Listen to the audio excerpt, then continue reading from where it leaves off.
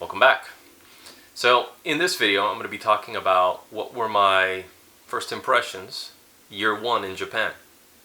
Now I have to preface this because I was only in Japan slightly over a year, so I went through quite a range of impressions and feelings while I was there, and experiences as well. Unlike when China, where I was there 5 years, so I can easily talk about the first year, and it's going to be vastly different than year 2, 3, 4, 5. I'll get into why it was a year in a much later video. But as I'd mentioned during my trip over, being impressed by just that piercing blue sky after sunset and just the quietness of the place. It was one of the things that even to this day I still fondly remember about Japan is going out to parks near where I lived and watching just a sunset, and they had the most amazing sunsets there. Of course, some of that was probably because I had lived in China for so long and I had seen smog more times than I can count, and overcast skies because of it, and going from that back home, and as I mentioned also in a prior video, just looking up at the sky and just wondering, going, wow, this is normal? So going to Japan, I had more of that. Plus, I feel that the Japanese skyline in Japan is, in some cases, a little more dynamic than it is in Miami. And Miami is, pretty awesome as it is. Just watching the sky and clouds and the ever-changing firmament. But I can recall going out to a park once, watching sunset and seeing these streaks of red, just going off like fingers across the sky, or a giant octopus, and just staring at it and just thinking to myself, wow, what's, the land of the rising sun is really cool. It's really pretty. Food was amazing. I had been eating sushi since the US, since I was about 19 years old, when I first, someone first suggested it, and ate sushi in China as well. But when I had it in Japan, especially during my initial travel there, I thought, wow, this is great. So now that I was living there and could have access to it at all times, it's just even, more memorable.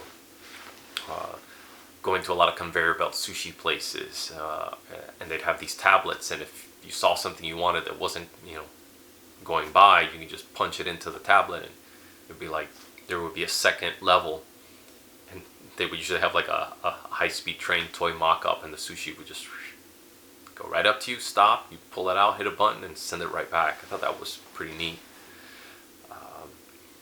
Or going to places like Torikizoku, which is a Japanese barbecue restaurant, going in there amongst the noise and the smells of barbecue and the kind of all wood look of the inside, and it being tightly, a packed place, and really small and narrow most times, and having those pint plus size beers, and being able to order different skewers of meat again on a tablet, boom boom boom, and not have to worry about language barrier or anything. It was a great experience.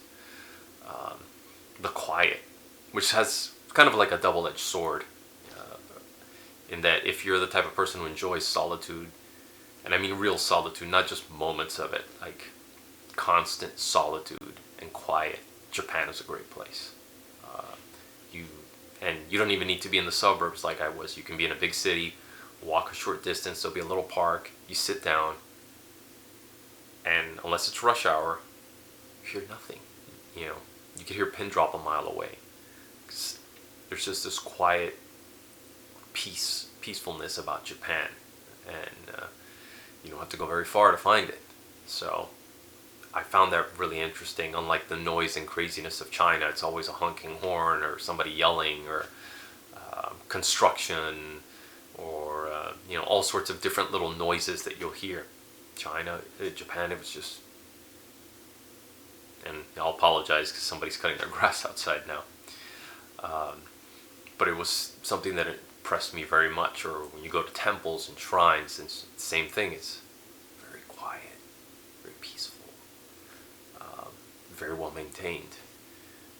The fact that you walk down the streets and you generally wouldn't find any litter anywhere, and people would take their garbage with them to either take it to the train station or take it home or find a garbage and dump it in instead of just littering. I thought that was very environmentally conscious of people. And rarely, I say rarely because it does happen, seeing people spit on the street, or throw their cigarette butts on the ground, where I had lived before. It's a normal thing. And, it's just night and day difference. The fact that the trains were always on time, you'd see, they would have it to the minute. Sometimes, I've heard stories where it's to the second, and if it doesn't get there, they apologize profusely. But it was consistent, amazingly consistent. The only thing that ever stopped it is an earthquake, which is reasonable. Wow, just being able to go and unlike China, where if you have a foreign face, you're going to get a little bit of attention because of the you're exotic, you're different, unless you're in a big city. But even then, this happens where people are like, "Oh, foreigner, hey, ni hao lao wai, ni hao, ni hao." Japan, you're kind of left alone. People are busy in their daily life. They're overworked. They're commuting from job to home or vice versa, or to their hobbies or something else. And, you kind of can just blend in and you're not going to be bothered so much and pointed at and, people trying to get your attention.